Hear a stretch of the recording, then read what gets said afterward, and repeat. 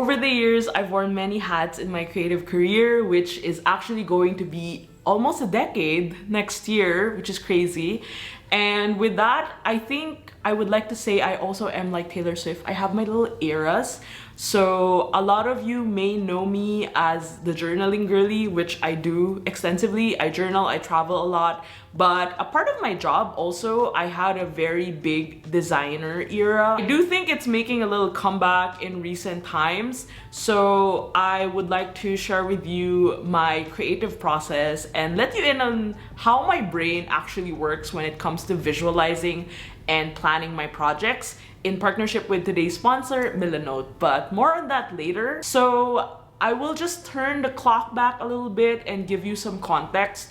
Before I was on social media, that makes me sound so old. Before I was on YouTube, so I started YouTube pretty late in my career, around like 2019, 2020.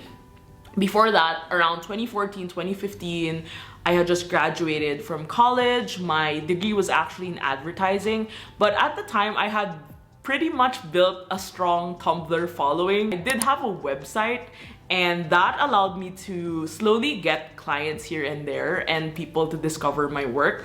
And funnily enough, Instagram is probably the main reason I have a job right now, because a lot of my work clients did come from Instagram. And one of the things I started doing at the time was hand lettering. So my hand lettering era started around, I would say like 2014 to like 2018, 2019. I had put it to an end because I felt like it was just like, that's for another video, but I felt like I kind of outgrew it, and I really needed another way to express my creativity and find another way to show it and share it with my creative community.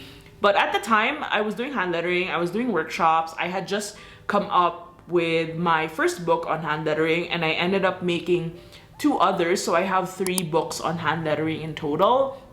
That actually pushed me to work on freelance design projects centered on hand lettering. And my first ever big client was actually 𝚆𝚘𝚘𝚔 Philippines. So 𝚆𝚘𝚘𝚘𝚔 is a flip-flop brand company, and they do footwear, and I got to design a travel themed Filipino travel themed flip-flops for them for their collection in 2015. I designed a pair called 𝚒𝚘𝚃. It's very full circle because if you watch my videos now or if you follow me now, you do know I do a lot of travel and travel content and travel journaling content in general. So that was the first foray into designing products for me and also getting into the graphic design aspect of my job. At the time, I was very naive. I was very much still learning the ropes. I think a lot of my design projects actually allowed me to learn on the job. I didn't have any formal training. I didn't go to design school. For a time, I felt so inadequate because looking back, a lot of the creative skills I kind of honed over every project, sort of, I feel like I'm leveling up, you know, kind of like in games where it's like every time I get into a project, I learn a new skill, I learn something new about my work habits, I learn how to better manage deadlines and also dealing with clients and effectively communicating what I want to deliver. I want to say my early 20s really allowed me to explore so many possibilities in terms of creative ventures that I wanted to get into. And funnily enough, now that I'm in my early 30s, it does feel like I'm having a little renaissance of what I used to do in my early 20s, except now I'm older and I probably have a bit more of a grasp of what skills I can and cannot do, and I'm being more mindful of my time and energy. Because around my late 20s, that was my journaling era / creator era, which I still think I am currently in, but I didn't want to feel like I'm currently boxed in that.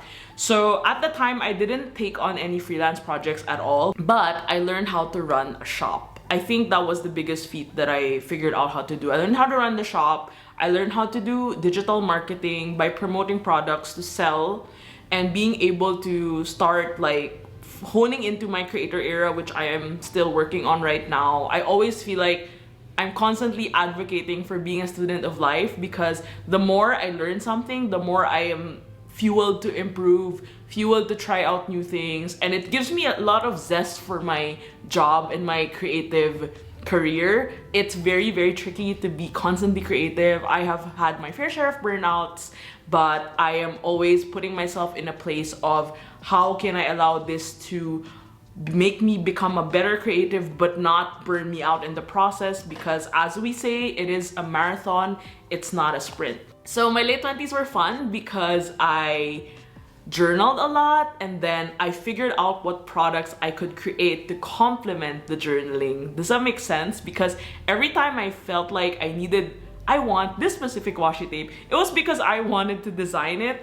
And I think a lot of that consumer psychology really helped me create better products and also come up with better design solutions to address whatever is the need of the brand or the client or my shop. So that really pushed me into a really different direction. Not until like when I moved here to Berlin, I felt like I needed to get a grasp of freelance design again, because apart from doing creator work, which I really love, there is a lot of freedom with creator work that I do miss the limitations or creative limitations that freelance work provides. Like, the limitations don't have to be so drastic, but just like, oh, it has to be this particular size of a notebook, or this particular sticker product, or this particular set of design ideals, and how you can incorporate that, because for me that really pushes me to creatively challenge myself. And with that in the mix, I started to develop a more streamlined workflow for how I get into my creative projects,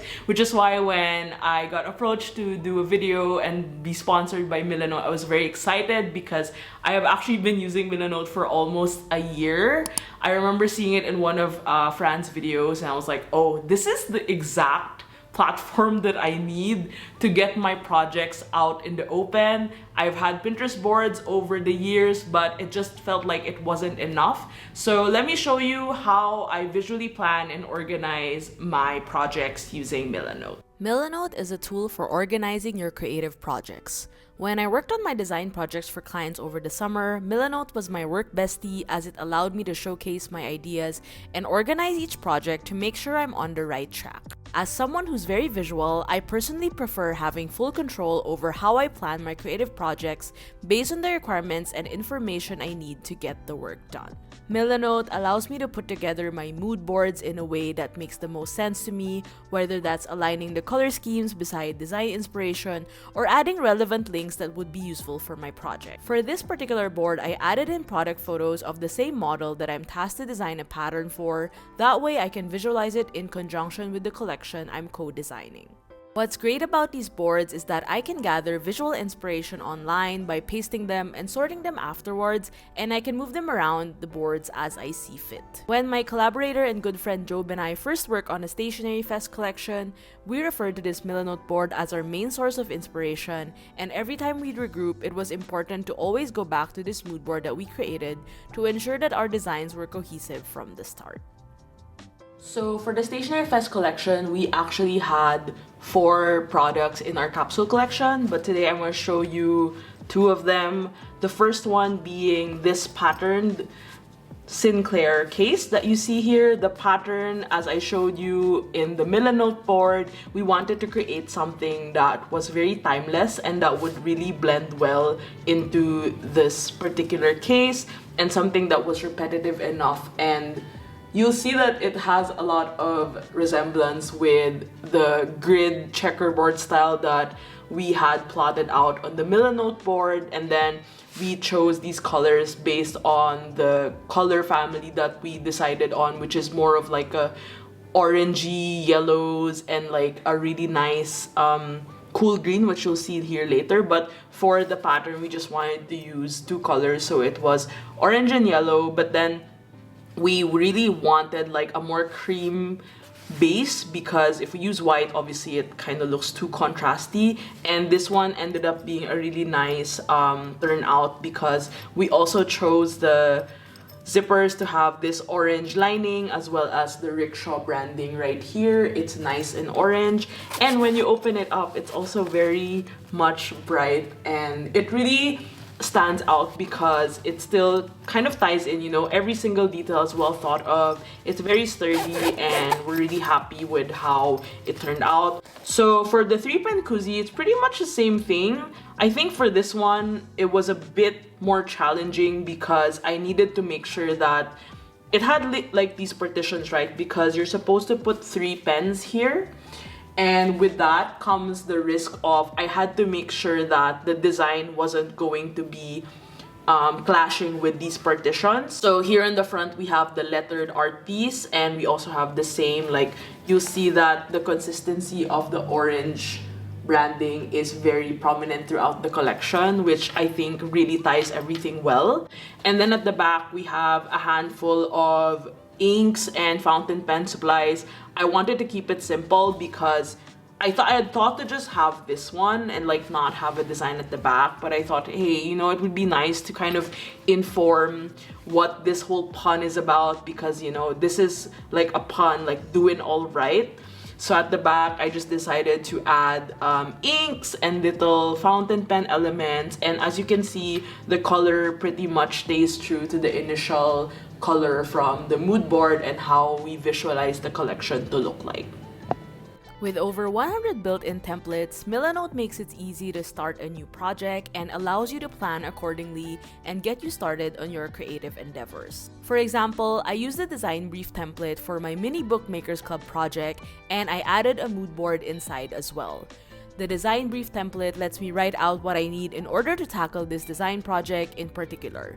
This is my 3rd year designing the same kit and contents, but with a different theme and creative direction. So I made sure to add in my previous kits that I designed for reference purposes. Here's a mood board I added to accompany the project so I can put it up whenever I need it for drawing.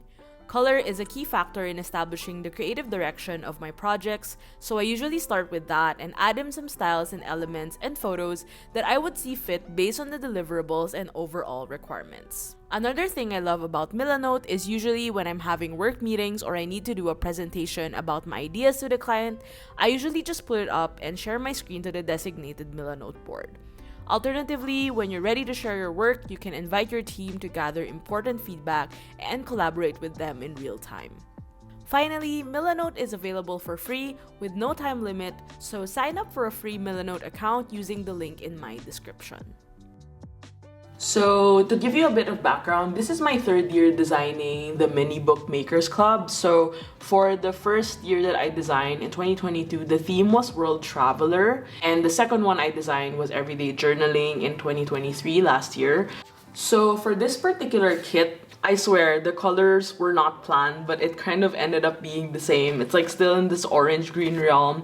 I think it was because when we decided on the theme to be Take a Walk, which is more like hiking, nature, and trails, I thought that the combination of the greens from the trees, and we actually have bits of blue here, like blue skies, really complemented well to the theme that I had in mind. So these are the stickers that are included, and you will see that they have a bit of homage to what I had initially intended in the mood board with the nature elements, symbols, flowers. I really liked illustrating the flowers because I think they make the whole collection a little bit more, as they say these days, demure and mindful. But for me, I just really love flowers. It's one of the things I actually like doing when I'm hiking, like looking at nature, looking at trees and flowers and taking photos of them. There's also an alphabet sheet, 2 alphabet sheets included, and I wanted to use the blue and the green, so it's like, you know, like this is the sky and then these are like the trees, so I thought it would be nice to incorporate that. It's a small detail, but it really just, you know, a little goes a long way. Here are the prompts for the particular kit. I wanted to use prompts that I know would be useful for someone who will document about their walks. So as you can see here, there are prompts like today's weather, pacing myself, today's route, fave route, taking it all in. And if you're not into hiking, you also have here at the park, you know, today's walk. It really is a nice free-for-all approach. So then there are a lot of options, and I actually wanted to make sure that some of the more I know that I would use more. For example, today's route, I do have like double, so you'll see it in some of the other parts of the sticker. It's just in a different colorway. I have to make sure that when they are put together in a journal spread, they actually make sense because they're supposed to be used together, and that's something that I like to think about when I'm working on designs like these. This is the mini book that came with the kit. For this particular mini book, we just wanted to keep it simple. I really liked poppies because they're very representative of California, and I love the shade of orange, so that was just the centerpiece for this particular mini book. And then we have a very simple layout. So while I was designing, I was also keeping in mind what the layout would look like. So as you can see here, the layout is divided in a center, and then you have a dotted grid here, and then here is just plain, so people could add in photos, right? And it's really a nice versatile template that they can use, especially for documenting. Lastly, here we have the paper fold out. This is probably my favorite because this allows me to actually dive back into my design elements folder. So I have a folder that is basically my collage archive, and you'll see here that I have incorporated some film photos, some torn paper, and they can use this for different collaging techniques. This is actually a map of a hike that me and my good friend did. So it's nice to see it exist in paper form.